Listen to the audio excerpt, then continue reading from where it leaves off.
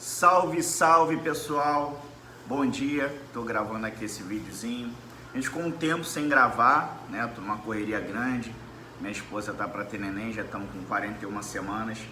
E a gente conversou no último vídeo, né? Foi uma resposta a um seguidor nosso, falando justamente como é que ele poderia aumentar o valor da hora-aula dele na região que ele atua, que no caso era a região de Campo Grande, aqui no Rio de Janeiro.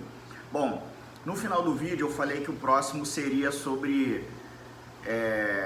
a publicidade dentro das artes marciais, né? Eu falei para vocês que eu sou formado em publicidade, a minha primeira graduação, e a minha monografia foi justamente sobre o MMA, as artes marciais em geral, e como as marcas podem entrar, né, e surfar nessa onda positiva que são os eventos de artes marciais. Uma crescente aí nos últimos 5 a 7, 8 anos. Trouxe aqui a minha monografia, né? Ela foi publicada e ficou lá para quem quiser pesquisar e se aprofundar sobre o assunto. Quem tiver interesse eu posso encaminhar, tá? Por PDF, quem quiser se aprofundar. E o tema foi a violência que vende, a publicidade nos eventos de artes marciais mistas, né? Ela está aqui com a data de 2014, foi quando foi publicada, com a orientação da excelentíssima professora Gisela Madureira, no qual ainda tenho amizade e um respeito muito grande, uma pessoa que tem um conhecimento vasto aí sobre a publicidade, a propaganda e o marketing. Excelente professora também de redação publicitária, no qual na época eu tive um problema lá porque eu tinha dificuldade na parte de redação. Eu entrei com o objetivo mais da parte de criação, só que lá a gente tem que passar por uma série de crivos, né, de aprofundamento, justamente para poder trabalhar em qualquer área da publicidade e depois se aprofundar. Bom, então é isso. Para fazer, né, para apresentar essa monografia, que é o trabalho de conclusão, é o TCC, trabalho de conclusão de curso, a gente buscou muita coisa na literatura e algumas coisas que ainda não estavam na literatura. Um livro que eu me aprofundei na época, gostei muito, Filho Teu Não Foge à Luta, do jornalista Felipe Auí. Eu indico, quem quiser se aprofundar sobre o assunto das artes marciais, é muito, muito, muito interessante. Ele conta os primórdios das artes marciais, a chegada do jiu-jitsu, né, com os irmãos Gracie, depois os desafios que ocorreram entre as artes marciais, na época que ainda era considerado vale tudo, sem regra, uma bagunça, era briga, não tinha muito crivo, né? Então é uma coisa que qualquer coisa de marca gostaria de estar desassociado àquela confusão que se iniciava. Mas é fundamental para quem quiser se aprofundar sobre o assunto. Felipe Auí, Filho Teu Não Foge à Luta.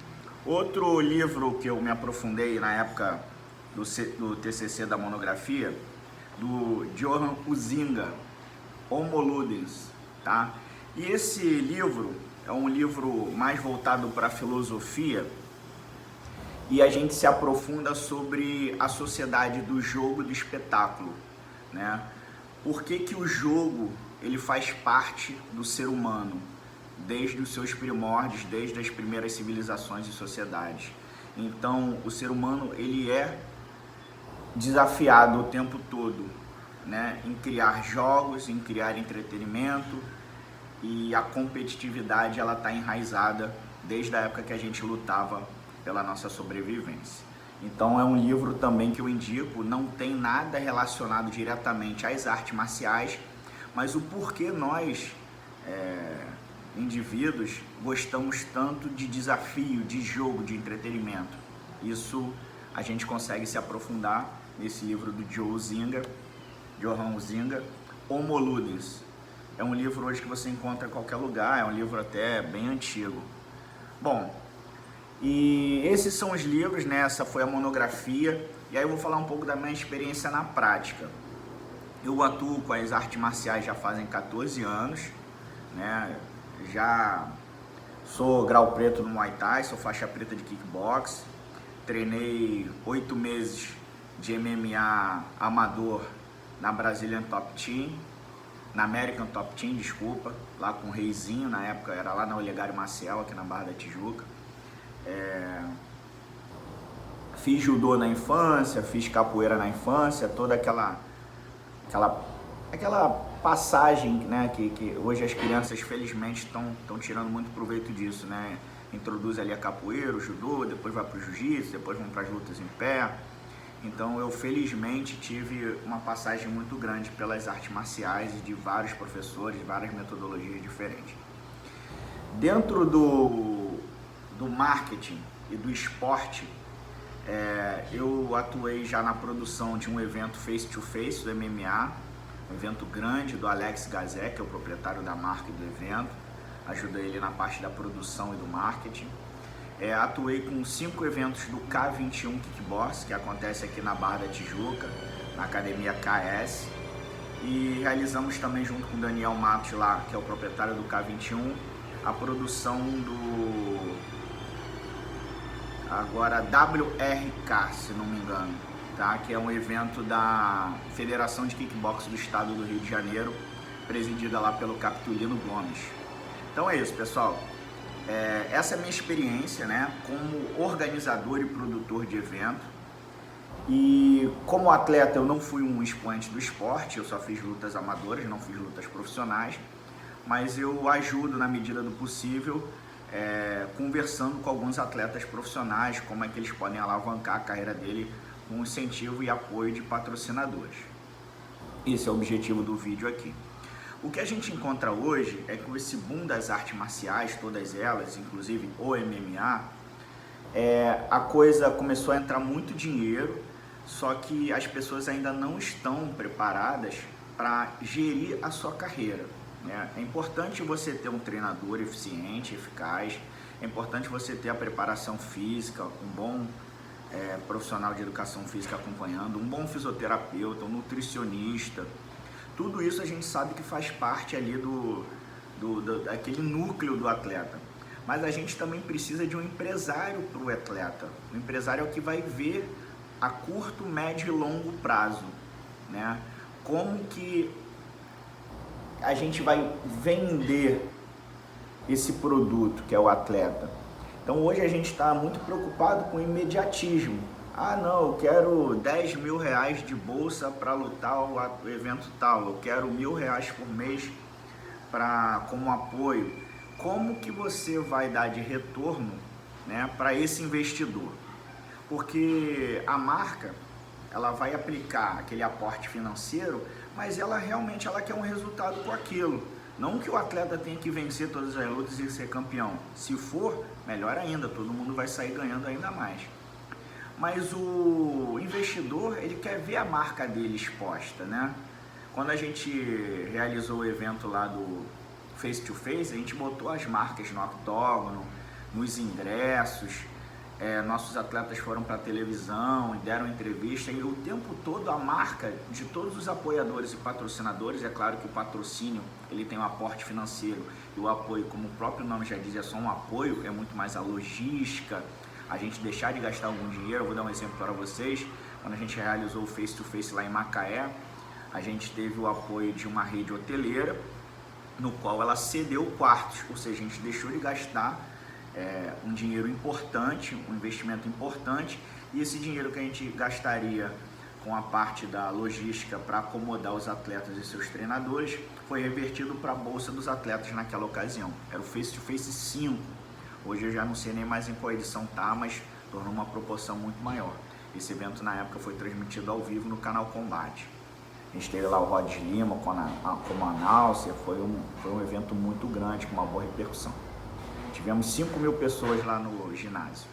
Bom, então é isso, né? A gente precisa ter uma contrapartida. Como é que eu vou chegar e vender para o meu potencial patrocinador, apoiador, que ele vai ter um retorno sobre aquilo? Então eu acho que a gente tem que montar curto, médio e longo prazo. O que você está fazendo para atingir os seus principais objetivos? Como que aquele apoiador e patrocinador pode te ajudar a alcançar os seus principais objetivos numa carreira profissional ou numa carreira amadora, porque o amadorismo também tem patrocínio, também tem apoio. Porque o importante é a gente salientar aqui que o patrocinador e o apoiador, ele não vai entrar só para patrocinar o campeão, e não deveria ser assim. É uma coisa que a cultura do brasileiro é de investir e torcer para quem está ganhando. Então a gente acaba tendo acaba não botando dinheiro no local correto, a gente acaba não fomentando o esporte como um todo. Eu sou muito mais da linha, se a gente tem 10 mil para investir, investe R$1.000 em 10 atletas, do que pegar 10 mil e investir num único atleta.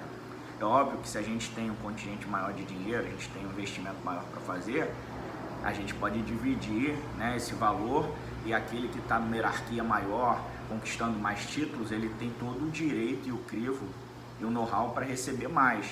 Mas como fomento do esporte, eu sou mais prioritário por dar R$1.000 para 10 atletas do que 10 mil para um atleta. Mas isso é uma coisa, vai da filosofia de cada um. Eu, se tivesse como apoiar e investir em atletas, eu faria dessa forma. Eu pegaria e quebraria esse valor em 10 atletas ou em 20 atletas.